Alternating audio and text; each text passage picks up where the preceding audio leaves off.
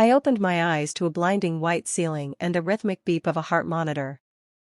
For a moment, I wasn't sure where I was, or even who I was. The pain hit next.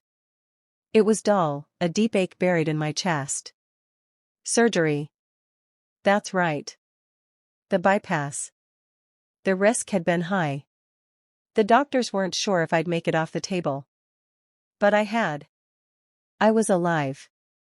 And then I saw the envelope.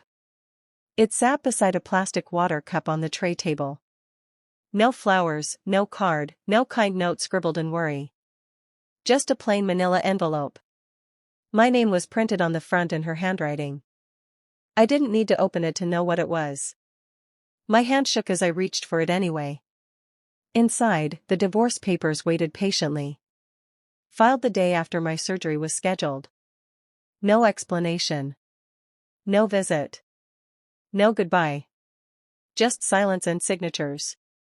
After 12 years of marriage, this was how she bowed out. While I was unconscious, my chest cracked open, heart stopped and restarted by strangers. It was cruel. But more than that, it was calculated. When the nurse walked in with a clipboard, I looked at her and forced the question past my dry throat.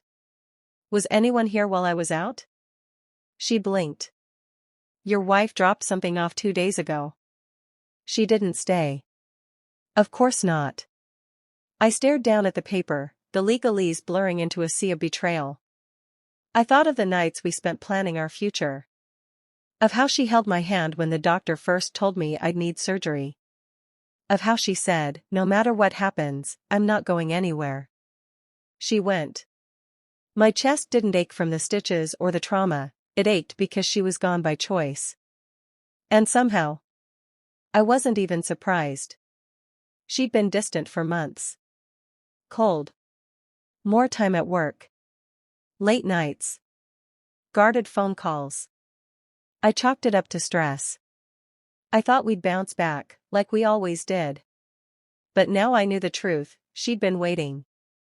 Waiting for the perfect time to leave. And what better moment than when I couldn't fight back? She thought she'd found the ultimate escape route. What she didn't realize was this: the man she left on that hospital bed wasn't the same man who was going to get up from it.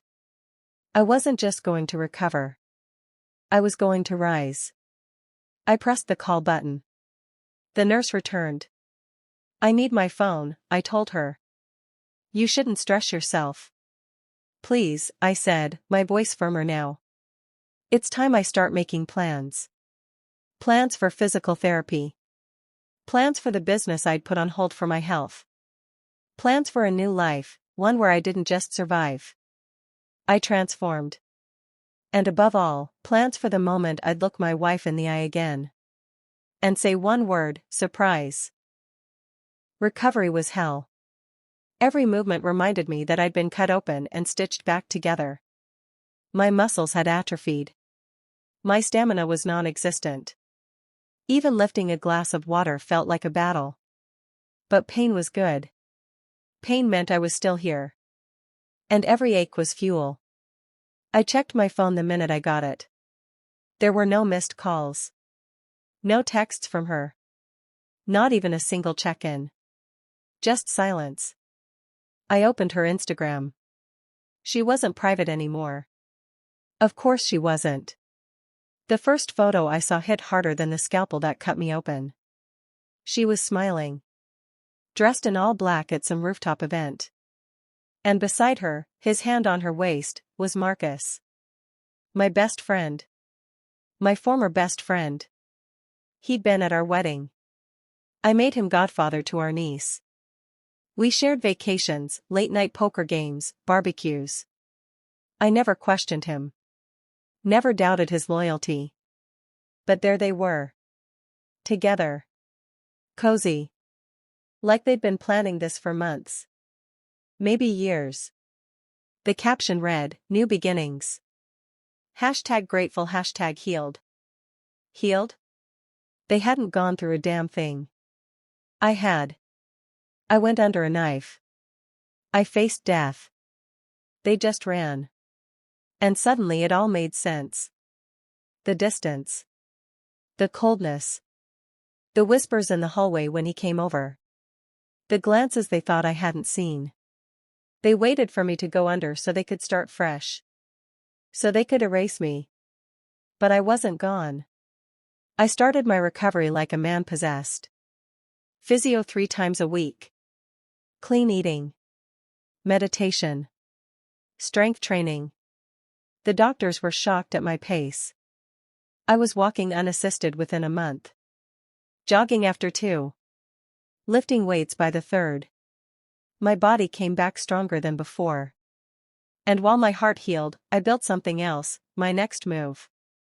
I reopened my investment firm. Quietly. Carefully. I'd left it in the hands of partners during my illness, and I wasn't supposed to return for another year. But I'd learned one thing: silence was a weapon. So I let everyone think I was still resting. Behind the scenes, I was acquiring shares. Restructuring leadership. Gaining power. And there, in one of the portfolios I analyzed for acquisition, was a name I hadn't expected: Marcus. He'd opened a startup with her. Some boutique marketing agency. Small, flashy, overly ambitious. Funded by investors looking for quick gains. It was bleeding money. They had no idea. And now I had a way in. A way to own the very thing they built together.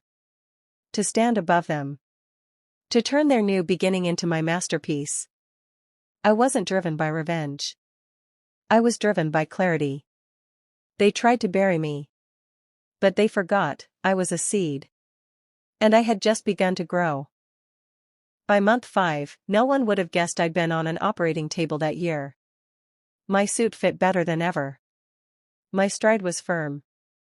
I'd traded a cane for confidence, and the scars on my chest didn't feel like reminders of pain anymore, they were symbols of survival. My silent return to business had worked better than I imagined. With strategic buy-ins and carefully placed proxies, I secured a quiet majority stake in the firm funding Marcus and Emma's startup. They called it Lumen Collective. Trendy. Pretentious. Doomed. The agency was bleeding talent. Employee turnover was high. Their ideas were flashy but had no substance. Everything they did screamed desperation. The name Lumen didn't glow, it flickered. I gave it 6 months. Unless, of course, someone stepped in. And I did. I scheduled the meeting anonymously, under a shell firm name. Emma wouldn't recognize the email. Neither would Marcus. They didn't know I was back in the game. The meeting was set at a luxury hotel downtown, inside a private suite designed for executive pitches. A glass wall looked over the skyline. I stood at the window as they entered. Emma froze first. Marcus followed a second later. You could hear the silence press into the room like a vacuum. I turned slowly, meeting their eyes. Emma's face went pale. Just like I imagined. Marcus took a half step forward, stammering, how? I raised my hand, cutting him off. Please. Sit. They did. Slowly. Cautiously. Like they were meeting a ghost. I see you got my invite, I said. My voice was calm. Controlled. I'd practiced this moment in my mind 1,000 times. Emma finally found her voice. Why are you here? I smiled. Because I own you. Marcus blinked. What? I'm the majority stakeholder in your primary investors holding company. Which means, as of last week, I control 42% of Lumen Collective. Emma looked like she might be sick. I know what you're thinking, I continued. Why would I do this? Why not just let you fail? I leaned forward. Because I want a front row seat. To what? Marcus asked, his voice sharp. To your unraveling. They didn't speak. I'm not here to sabotage you. I don't have to. Your numbers are trash. Your team's a mess. And you too? You're not business partners, you're an affair with a tax ID. Emma flinched. I'll give you 3 months, I said. during which I'll monitor everything. Every budget. Every pitch. Every client interaction. And if we don't turn it around? Marcus asked. Then I liquidate. Strip it for assets. Rebrand it under my own name. Emma stood. You're doing this for revenge. I stood too. Taller. Stronger. No, Emma. I'm doing this for clarity. Then I turned to the window again, signaling the meeting was over. She paused at the door. You don't have to do this, she said. I didn't turn. Neither did you. And then they left. I stood in the silence for a moment, the city humming beneath me. This wasn't revenge. The next 3 months were a slow-motion avalanche. I didn't touch them with fire, I let gravity do the work. First, I installed my oversight team. Not hired assassins in suits, but calm, professional analysts with questions Emma and Marcus couldn't answer. What's your quarterly growth strategy? Why are you overspending on influencer campaigns with no ROI? Why is your creative director on leave for the 3rd time in 6 weeks? I didn't yell. I didn't even speak to them again directly. I watched. Emma tried to act unfazed at first. She smiled at meetings. Wore her usual power heels. But I could see the cracks. The forced laughter. The tiny stutter in her voice when she presented numbers that didn't make sense. Marcus was worse. His confidence unraveled almost immediately. He started missing calls. Arriving late. Snapping at interns. His bravado had always been performative, but now, stripped of his safety net, it showed. Behind closed doors, their relationship began to splinter. One of my analysts overheard a fight. You said he was done, Emma snapped. You said he'd be out of our lives. I didn't know he had that kind of money, Marcus hissed back. He must have been planning this for months. She lowered her voice, but not enough. I gave up everything for you. My analyst wrote that in her report. I didn't smile. I didn't cheer. I just read it again and again. By the 2nd month, Lumen lost their 2 biggest clients. One left because of poor communication. The other left because of me. I called in a favor. Quietly. Casually. Nothing traceable. Emma and Marcus held a company meeting the next day. Promised new contracts, pivot plans, exciting rebrands. But their team wasn't buying it. People started jumping ship. And then came the invitation. A charity gala. One of the biggest social events of the season. The kind of event Marcus and Emma used to flaunt their status at, when I was in a hospital bed trying to survive. I bought the table right across from theirs. My seat would give me the perfect view. They didn't know I was attending, my name wasn't on the guest list. I'd registered through an alias. But when I arrived in my custom-tailored black tux, the murmurs started. People noticed me. People remembered me. And then, they saw them. Emma looked like she'd seen a ghost when our eyes met. Marcus looked like he wanted to disappear into the floor. But I smiled. The host took the stage. Lights dimmed. Applause followed. And then, during the closing moment, the floor was opened for special recognitions. Unexpected thank yous. Spotlight donations. My name was called. I rose slowly. No cane. No limp. Just me. Standing tall. Emma's wine glass slipped in her hand. I took the mic. Good evening, I said. Some of you may know me. Some of you might think they know what happened to me. But tonight's not about the past. It's about perspective. And I want to thank 2 people who gave me the greatest gift, clarity. My eyes locked onto them. Marcus turned away. Emma froze. To Emma and Marcus, I said, voice steady. For showing me who I really was, and what I'm truly capable of. The room went silent. Surprise, I added. I handed back the mic, walked off stage.